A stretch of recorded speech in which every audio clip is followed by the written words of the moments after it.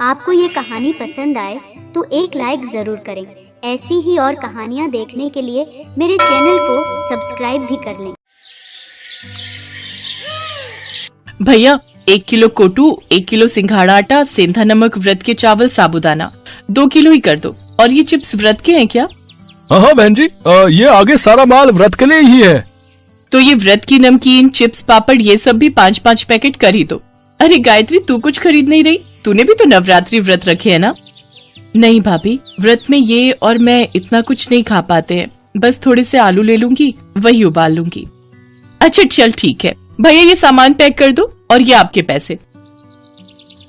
गायत्री, ये 2 थैले तू उठा लेगी क्या? हाँ भाभी, लाओ ये सामान मुझे पकड़ा दो।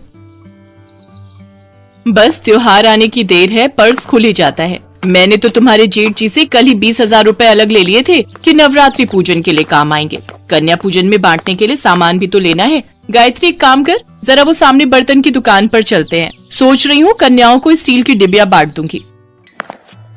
भैया ये 1 दर्जन डिब्बी का सेट दे दो। गायत्री तू कुछ खरीदेगी कन्याओं को देने के लिए? नहीं भाभी, अभी नहीं, आप खरीद लो। अच्छा चल, मेरी तो नवरात्रि की शॉपिंग हो गई। ले पकड़ ये थैले। रिक्शा भी नहीं मिल रहा है, जरा देख वहां रिक्शा कोई नजर आता है तो। मैं तो बहुत थक गई हूँ। सुधा और गायत्री दोनों देवरानी जेठानी थी। सुधा गायत्री की जेठानी थी। उसके पति महेश की कपड़े की दुकान थी। पैसा भी अच्छा खासा था, काफी अमीर थी सुधा। इसके विपरीत गायत्री का पति रमेश किराए का ऑटो चलाता था और गायत्री घरों में सफाई बर्तन का काम करती थी। गायत्री और रमेश दोनों मिलकर ही घर का खर्चा चलाते थे। सुधा गायत्री का बहुत फायदा उठाती थी।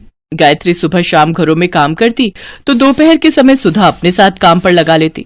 वो बेचारी जेठानी को मना भी नहीं कर सकती थी। दोनों के घर पास थे, इसीलिए सुधा अक्सर गायत्री को काम के बहाने बुला लेती थी। बात सुन गायत्री, ये थैले तो वहां रख दे और फ्रिज में कल के राजमा पड़े हैं, तू निकाल ले। लेती जा, बच्चे खा लेंगे। साथ में चावल उबाल लियो। और सुन, दोनों कमरों की बेडशीट भी बदलनी है, वो भी बदल दे। तकिए की कवर नए चढ़ा दे। मैं पलंग पर ही निकाल कर रखाई हूँ। इतने दिन से काम में ही लगी रहती हूँ, इसलिए हाथ ही नहीं पड़ रहा। अब मैं तुझे अपने घर में सफाई बर्तन के काम पर तो रख नहीं सकती, नहीं तो मोहल्ले वाले क्या कहेंगे कि मैंने अपनी देवरानी को काम पर रख लिया। इसलिए मुझे भी दूसरी काम वालियों को काम पर रखना पड़ता है, वरना मैं तो तुझे अच्छी पगार दे देती। अरे मैं तो भूल ही गई, बच्चे स्कूल से आने वाले होंगे। सुन, फ्रिज में अनार पड़े हैं, वो छील दे। बच्चे जूस मांग रहे थे, उन्हें निकाल कर दे दूंगी। कुछ दिन बाद नवरात्रि शुरू हो गए। सुधा और गायत्री दोनों ने अपने अपने घर में नौ दुर्गा पूजा शुरू की। गायत्री अपने सामर्थ्य के अनुसार माँ दुर्गा को प्रसाद का भोग लगाती और इस प्रसाद को ग्रहण कर लेती। उधर सुधा रोजाना ही ढेरों व्रत के पकवान बनाती। गायत्री अपने और रमेश के लिए व्रत का थोड़ा बहुत कुछ खाने का बनाती और वही माँ दुर्गा को भोग लगाकर वे दोनों खुद खा लेते। सुनो, मैं सोच रही थी कि कल तुम जब शाम को आओगे थोड़ा कन्या पूजन का सामान खरीद लाना। ठीक है गायत्री, मैं लेता आऊंगा। अगले दिन रमेश ने जो पैसे कमाए उसमें से उसने ऑटो के किराए के पैसे दे दिए। बाकी उसके पास जो कुछ पैसे बचे थे उनसे उसने सामान खरीदा और पिछली सीट पर थैली रखकर ऑटो में घर आने लगा। तभी 2 लड़के उसके पास आए और बोले, भैया हमें थोड़ी दूर तक छोड़ दोगे? रात हो गई है, यहाँ कोई ऑटो वाला दिखाई नहीं दे रहा है। अब हाँ, मैं तो इसी रास्ते से घर जा रहा हूँ, आप दोनों बैठ जाओ, मैं छोड़ दूंगा। रमेश ने दोनों लड़कों को ऑटो में बिठा लिया। कुछ दूर जाकर वो दोनों लड़के उतर गए। रमेश घर आ गया, पर जैसे ही उसने सीट पर देखा तो उसके सामान की थैली गायब थी। रमेश समझ गया कि जो लड़के आखिर में उसकी सीट पर बैठे थे उन दोनों ने ही वो सामान उठा लिया। रमेश अब कुछ नहीं कर सकता था। गायत्री भी परेशान हो गई कि अगले दिन कन्या पूजन के लिए सामान कैसे खरीदेंगे। गायत्री के पास थोड़े और पैसे रखे थे, वो उन्हीं कुछ पैसों को मिलाकर कन्या पूजन का प्रसाद बनाने का सामान ले आई।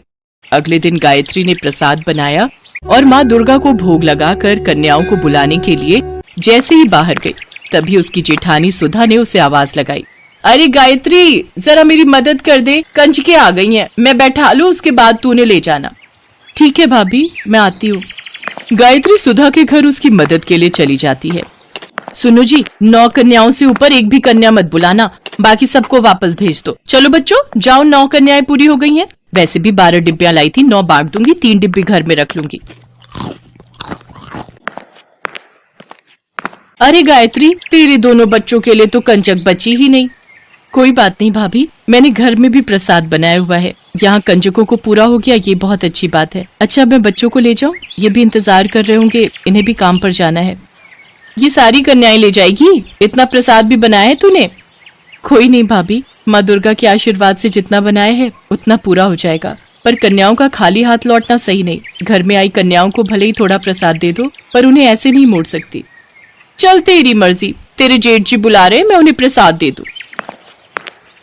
चलो बच्चों, अब तुम मेरे घर चलो। चलो बच्चों, अब तुम मेरे घर चलो। सोनू, राधिका, सब बच्चों को घर के अंदर लेकर चलो। गायत्री, इतना प्रसाद पूरा हो जाएगा, कन्याएं बहुत सारी आ गई हैं। माँ दुर्गा की इच्छा होगी तो जरूर पूरा होगा। सोनू, राधिका, बच्चों से जयकारा बुलवाओ। गायत्री के दोनों बच्चे सोनू और राधिका माँ दुर्गा के नाम का जयकारा लगाते हैं। गायत्री और रमेश भी बच्चों के साथ माँ दुर्गा के नाम का जयकारा लगाते हैं। जयकारा शेरा वालिदा, बोल साचे दरबार की जय। जयकारा शेरा वालिदा, बोल साचे दरबार की जय। गायत्री माँ दुर्गा का नाम लेकर घर में आई सभी कंजकों के लिए प्रसाद निकालने लगती है। तभी कुछ साधु संत भी द्वार पर आ जाते हैं। बेटी, दुर्गा अष्टमी का दिन है, साधु बाबा को माँ दुर्गा का प्रसाद दो। अब गायत्री, द्वार पर साधु संत महात्मा आए हैं, कन्याओं के लिए भी प्रसाद निकालना है। अब सब कैसे होगा? हे दुर्गा माँ, आप तो अंतर्यामी हो। मैं आपका नाम लेकर प्रसाद सब में बांट रही हूँ, मेरे प्रसाद में बरकत देना। जय दुर्गा मैया। गायत्री की प्रार्थना माँ दुर्गा तक पहुँचती है और माँ दुर्गा अपने चमत्कार से गायत्री के द्वारा दुर्गा अष्टमी के लिए बनाए गए प्रसाद में बढ़ोतरी करने लगी। इधर गायत्री बर्तन में से हलवा पूड़ी चने निकालती तो उधर माँ दुर्गा अपने चमत्कार से बर्तनों को फिर से भर देती। गायत्री मन ही मन बहुत खुश थी।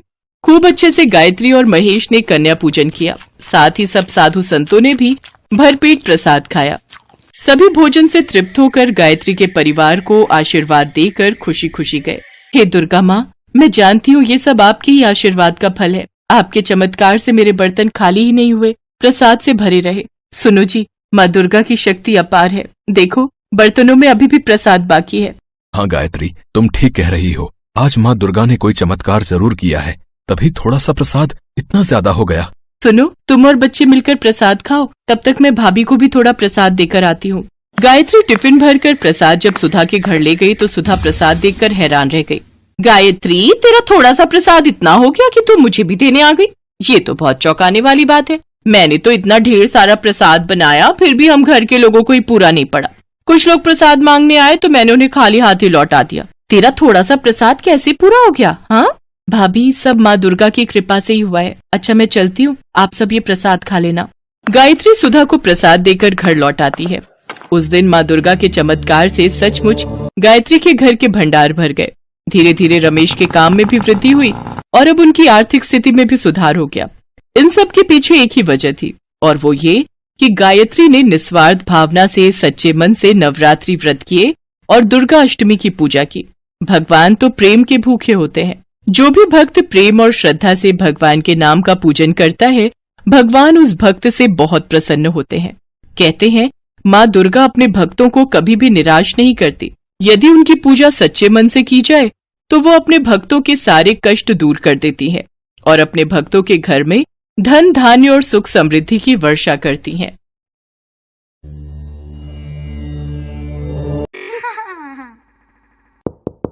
Hello friends, thanks for watching this video. अगर आपको ये वीडियो पसंद आया है तो प्लीज लाइक, सब्सक्राइब, कमेंट्स करें इस वीडियो पर, और हाँ, शेयर करना भी ना भूलें। और भी मजेदार वीडियो देखने के लिए नीचे दिए गए बेल आइकॉन को दबाएं।